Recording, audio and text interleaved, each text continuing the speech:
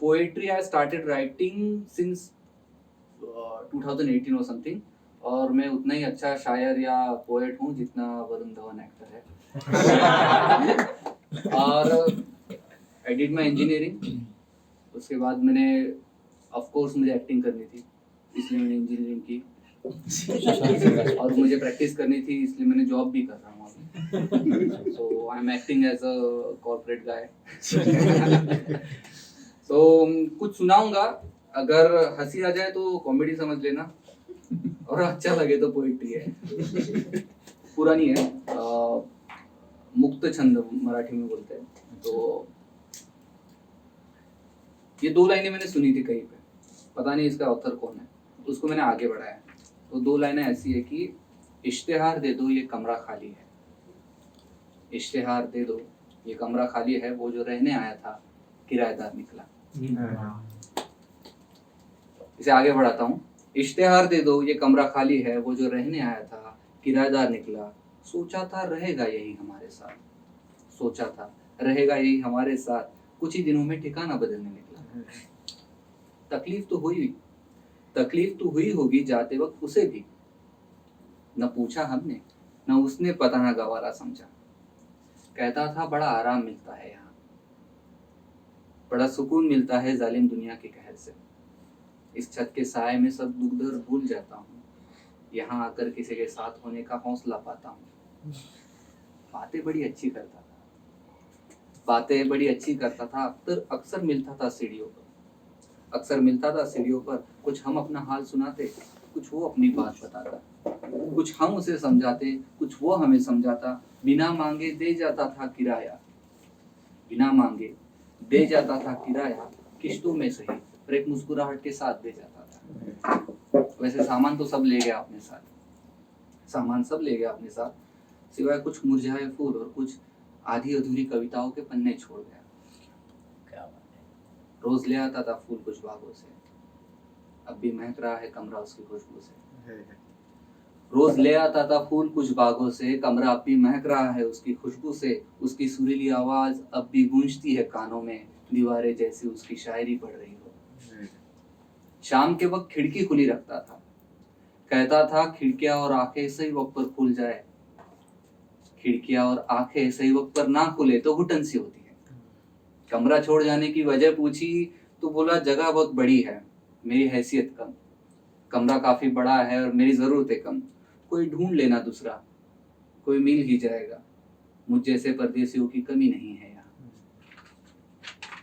दर्द भरी आखिरी किश्त हाथों में थाम कर बोला लो अब हिसाब बराबर हुआ, उधार बाकी रखना पसंद नहीं हमें, कभी खुद के लिए नहीं पर तुम्हारे लिए दुआ जरूर करूंगा, हो सके तो भूल जाना हमें। पता नहीं क्यों भूल जाने के लिए कह रहा था, कैसे जान गया कि याद आएगी उसकी। लग रहा था जैसे कमरा नहीं दिल खाली कर रहा हो। जाते वक्त मुड़कर भी नहीं देखा उसने, चाल में गजब की तेजी थी। हम उसके मुड़ने के इंतजार में रहे पर शायद नजर उसके अगले ठिकाने पर थी। कहना चाहते थे तुम्हारे मौजूदगी की जरूरत बन गई है, पर अपनी जरूरतों के लिए उसे रोकते, इतने खुदगर्ज हम नहीं। देखते रहे उसे आंखों से ओझल होने तक, कुछ बात अधूरी लिए। कभी इंतजार भी करते हैं उसका, पर कभी कहते हैं छोड़ो यार, इश्तेहार दे दो ये कमरा खाली है।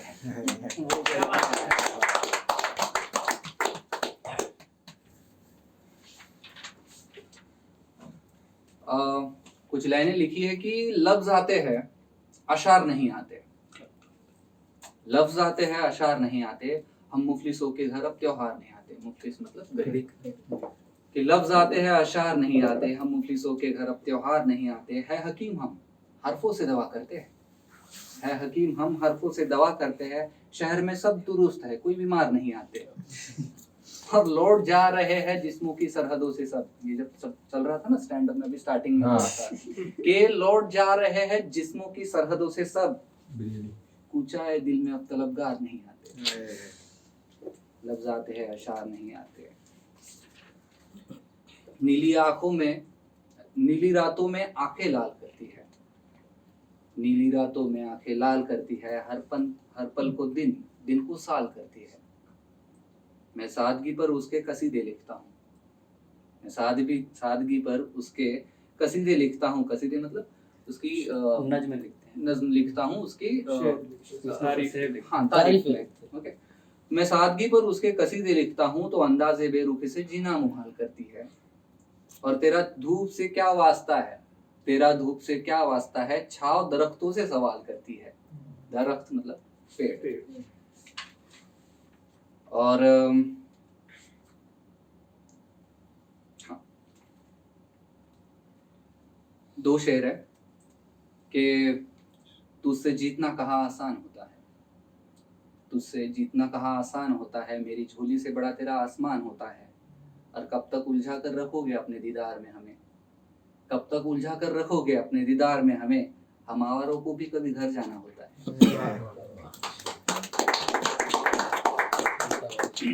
ये कुछ पुरानी थी और थोड़ा नया लिखा है। तो ये डायरी की जो हालत देख रहे हो आप लोग, ये पुरानी है, इससे समझ आता है तब दिल टूटे आशिक थे, अब दिल जुड़ गया है। ऐसे तो नहीं है, तो डायरी नहीं आई है, कुछ और भी है। डायरी भी नहीं आई है, और डायरी जिसके लिए है वो भी है।